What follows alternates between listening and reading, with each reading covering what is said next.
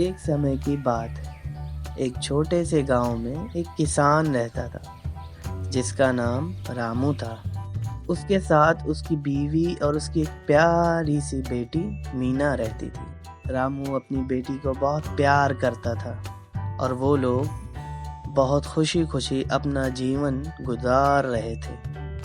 एक बार मीना की माँ बहुत बीमार हो गई। बहुत इलाज कराने के बाद भी वो ठीक ना हुई और इस दुनिया से चल बसी। मीना की माँ के मौत के बाद रामू और मीना अकेले। रामू को हमेशा मीना की फिक्र होती। रामू के कुछ रिश्तेदारों ने रामू को दूसरी शादी करने की सलाह दी। रामू, तुम्हें मीना के खातिर दूसरी शादी कर लेनी चाहिए, क्योंकि मीना लड़की है, तुम उसे अकेले नहीं पाल सकते।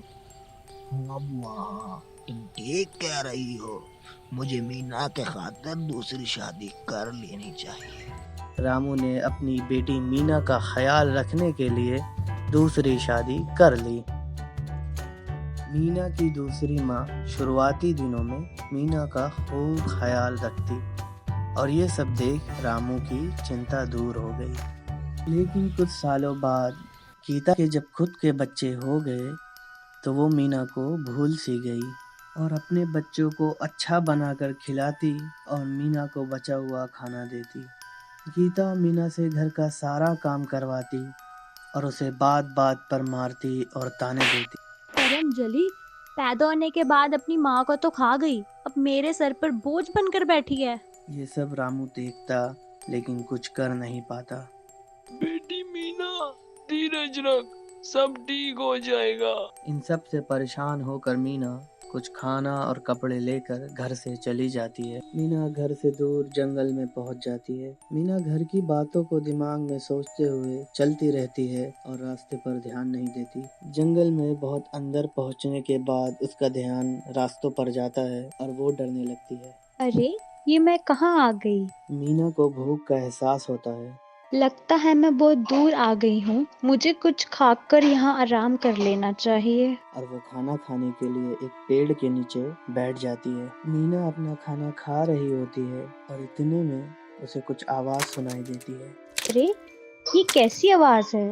वो आवाज को ध्यान से सुनती है तो वो आवाज पेड़ के पीछे वाली झाड़ियों के पास से आ रही होती है। मीना झाड़ियों के पास जाकर देखती है तो उसे वहाँ पर एक तालाब और उस तालाब के बाहर एक तड़पड़ाती हुई मछली दिखाई देती है।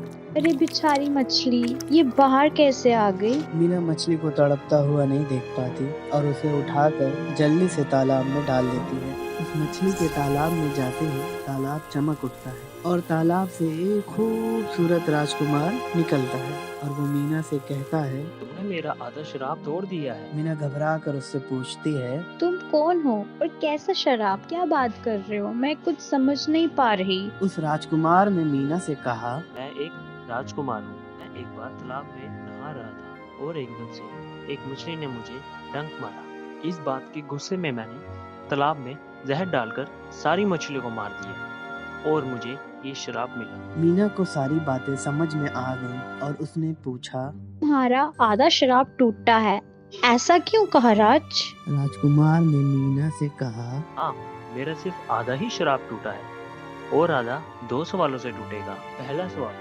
ऐसी कौन सी चीज है जो बगैर छुए और बगैर हथियार के टूट जाती है? दूसरा सवाल, ऐसी कौन सी चीज है जिसका कोई रूप नहीं फिर भी वो किसी का भी रूप ले सकती है?